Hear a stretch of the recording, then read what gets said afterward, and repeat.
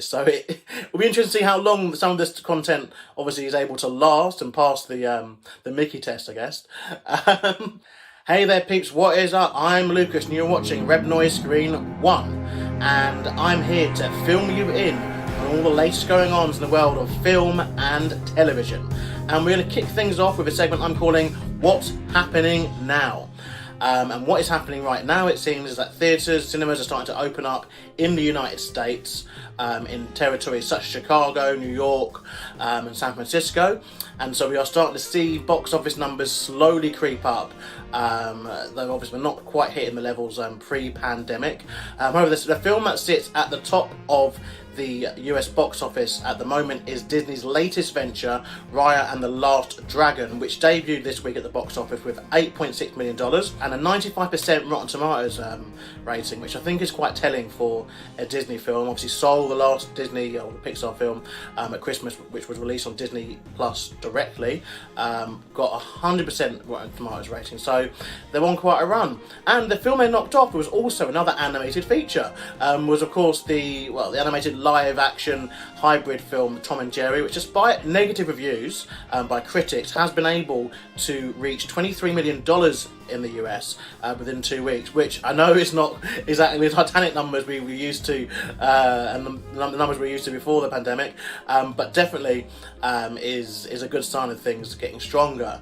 However, Chaos Walking debuted at number 3. That's a Tom Holland and Daisy Ridley picture. More on Tom Holland a bit later, actually. That debuted with $3.8 million at number 3, with just 22%. It's interesting that during this whole kind of pandemic era of cinema, I can't believe I just said that sentence, but during this time, it seems that animated family features have ruled the roost, with The Croods at number 5, which is in its, believe it or not, its 15th week inside the top 5 and has done so well. Probably why it got its Golden Globe nomination, to be fair, because critics seem quite divided on the picture. But now let's move on to what's happening next, and this is where things start to get a little bit exciting. But with all this kind of stuff, I'm going to have to caveat it with saying, depending on what happens in your territory, in the world, wherever you happen to be watching this, or even within, if you bring up the tier system within your county systems of what could be happening. But look, UK cinemas are scheduled to reopen on May 17th, amidst under our phased reopening of stuff following the latest lockdown, and so cross fingers, but there should be some good pictures to be seeing once we do return. The first major tentpole release is likely to be the Godzilla vs Kong movie. However, with it moving to a March 31st date in the United States, it could be possible that it could go straight to an on-demand pay-per-view type of deal that we've seen with other movies such as Mulan and more recently Wonder Woman 1984, as it is obviously a 6-week gap. But I think it is a film that needs a cinema. Obviously the big, summer blockbuster. And although it's not kind of my favourite kind of the blockbusters, I think it is definitely one I would prefer, if I was to see it and I was to watch it in a cinema, with that amazing screen, amazing sound, and with your friends around you. That was the whole point of cinema, going out and having a good time.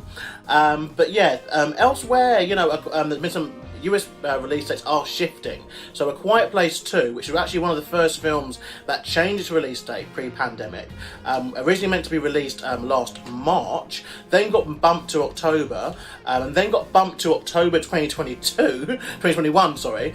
So, over 18 months after its original release date, has now been brought forward to the end of May in the United States on the 28th. And we've also seen Peter Rabbit 2, another film that was actually finished and was ready to be released in March last year, as obviously Peter Rabbit links it to Easter, and Easter obviously around the end of March, April time, and it got moved, I think, to June, then it got moved like this year, but now it is bumping into May to get closer, I guess, to its original kind of Easter kind of schedule this kind of film should follow, really. It's expected to be like a big family film. The divisive figure, shall we say, of James Corden, he seems to be leading something to a success, which, following his disastrous turn in Cats was much needed, I guess. And obviously, MCU, Marvel-wise, we are looking forward to the release of Black Widow in May, and we've also got Spider-Man No Way Home, That's coming now in December, was previously November. It's now moved to Christmas week, so December 17th, a slot which has been reserved in recent years for films such as the Star Wars trilogy and of course Lord of the Rings back in the early 2000s. Just be interested to see obviously which numbers it can bring, and maybe they're waiting and thinking they're going to put it right at the end of the year so that, you know, we can let stuff fully reopen. And I think that's something to be excited about. And obviously MCU have a lot of TV series we're going to get to very, very soon, don't you worry. Some good news we're going to end, I guess, for parents. The release of Minions 2, The Rise of Gru, has been delayed until July of 2022. So for all the parents, I guess you can rest assured that your little ones will maybe grow out of the Minions franchise by then, but the last one did take over $1 billion at the box office, and obviously with a lot of the lockdown babies possibly starting to get born, it will probably be something for next year where, again, I would expect it to be a massive success. So next we move on to the small screen. Obviously during this time, that's how everyone's been consuming content, whether it be via your laptop, your tablet, or if you do own a television, your television. And streaming services have obviously been booming, you know, during this time, with subscription services such as Netflix, Disney Plus, and others booming during this, obviously, this difficult time for some people when everyone is being instructed to stay at home more. And you know, I have to say, before we kind of get into our full thing, WandaVision is a fantastic, phenomenal series, and obviously check out the video I did a few weeks ago, I think it was only after the first episode dropped, and please, you know, check that out. And that was my initial thoughts, but the series took us on a roller coaster ride, and for me, a little bit of a TV and sitcom nerd, being able to spot kind of a lot of the Easter eggs that existed within WandaVision and how it was filmed. Fantastic character development and good seeing some new people kind of come into the MCU. Obviously the last episode was filmed, you know, parts of it were filmed under the stricter COVID regulations, and so there were scenes that had to be cut, and so it's believed that they are going to look to put those into other things, you know, as the MCU continues. But phenomenal series, definitely something worth checking out. It's streaming on Disney Plus now, and yeah, they are going to have a making of WandaVision coming, I think, this week, which will be interesting. I think a lot of people are interested in obviously how it's filmed, how they were able to write it in such good ways. They really channeled a lot of those sitcoms that they were you know, discussing. They managed to channel quite well, I think, and yeah, it was just a phenomenal series, definitely worth checking out. And also starting soon, we will have Falcon and the Winter Soldier. That's coming on March 19th, streaming of course on Disney Plus, and the Loki series I believe starts in July. So very, very busy year for the MCU.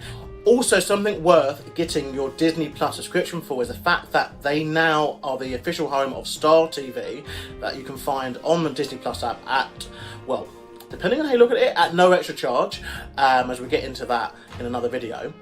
So Star TV is adult content on the most part. So you are, you know, television wise, they have originals of their own, by the way. They have Big Sky and Love Victor, which are on at the moment.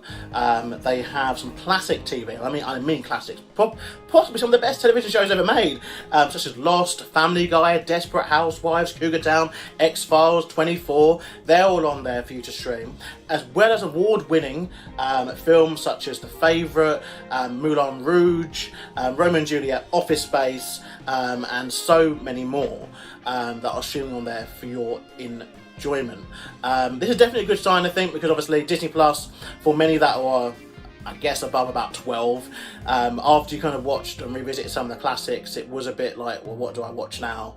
But Star opens up a lot of possibilities with them, obviously, with Disney obviously accruing Fox content, and it has led to some interesting things. You know, there are scenes that criticise Disney, you know, airing on a Disney-owned service, you know, from the likes obviously of Family Guy and American Dad, which obviously both streaming on the service. So it will be interesting to see how long some of this content obviously is able to last and pass the Mickey test, I guess. But yeah, we shall see. But look, over to first to Netflix. They have a series that's starting very, very soon called Marriage or Mortgage. I think they're banking on this kind of being their new kind of reality, kind of lockdown series that we're all kind of watching. I know I'm addicted to 90 Day Fiancé. That's on Discovery Plus, by the way. Every Monday, brand new episodes, an hour and a half each week, and it really, for me, it kills a lot of time. But anyway, in terms of Netflix, they're banking on Marriage or Mortgage. This is where a family will have a dilemma. They'll have a real estate agent and a wedding planner showing up and looking to compete to say that if you've got this amount of money, you could move in somewhere, put a deposit down for somewhere, or you could have the wedding of your dreams. And I think they're banking on it, obviously, with lots of people waiting to go back to weddings and looking forward to those events later in the year. They're most likely banking on the fact that people might watch these for ideas and inspiration. And again, it probably has binge watch written all over it, and lots of couple dramas and fights, and lots of people maybe tweeting about it. So yeah, I think that would be something quite fun. They've also got a Lost Pirate Kingdom. I think it's a documentary series. It's starting on March 15th. I think the trailer for that looks quite good. Been a while since we've had some good pirate stuff, to be fair, and not the pirate stuff that you're thinking of. But I think that would be something worth checking out. That drops next week. And finally, our last story comes from the world of Apple TV Plus. And now, look, Apple TV has been a kind of underrated streaming service, I feel, since it launched. They have quite a different model about how they do things. They tend to focus on the quality of stuff over quantity, and they are all about the Apple TV originals. But being the trillion-dollar company that they are, and with the celebrity connections that they have and the people they have involved, they have been making some waves, definitely with documentaries. One that I would definitely recommend checking out is the latest one they've done on Billie Eilish that dropped only a couple of weeks ago, but gives a very, very interesting insight into possibly the biggest musical act, in the world at the moment, being Billie Eilish. So I think definitely, check that out. But they've also made waves with some of the kind of stuff they've done. You've got stuff with Bruce Springsteen and Barack Obama. They create lots of talking point shows, I guess. And they got Snoopy, which I'm a big fan of Snoopy. But they released a trailer for their 2021 lineup, and it is a star-studded affair.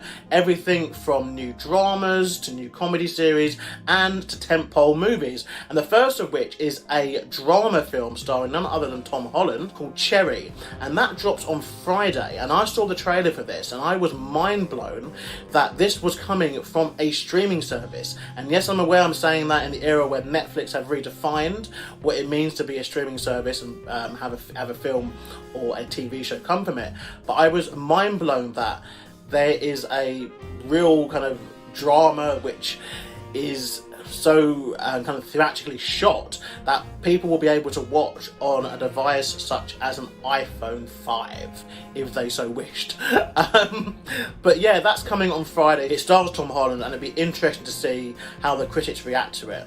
But hey, look, I know at the moment we have to say that in terms of cinema releases, stuff is still on the ground, but there's definitely stuff coming that I'm looking forward to. And please let us know in the comments below what topics and what films you are looking forward to coming in 2021. And don't forget, I will be here to film you in. Thank you. Bye-bye.